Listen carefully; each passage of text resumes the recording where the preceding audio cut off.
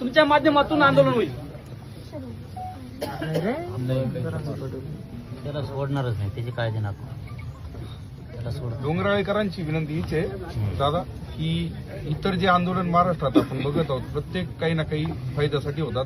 आपलं तुमच्या माध्यमातूनच आंदोलन फक्त 21 वरती आंदोलन असतात आणि सक्सेस झालेले. आपण या लेखीला न्याय घेऊ. फक्त या लेखीला न्याय मिळाला पाहिजे. कारण या लेखीला न्याय मिळाला पाहिजे. घरात ज्या लेखी आहेत, ज्या मुली आहेत घरात आज, त्यांना भीती आहे, त्यांची भीती दूर झाली पाहिजे.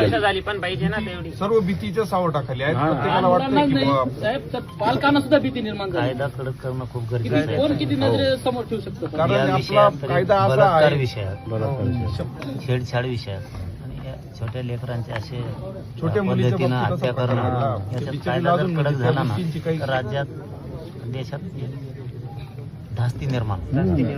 तेच नाही, कायद्यात जरा कडक करायसाठी हेही बोलतो ना, ते लावूनच धरू आपण आता आंदोलनाच्या माध्यमातून.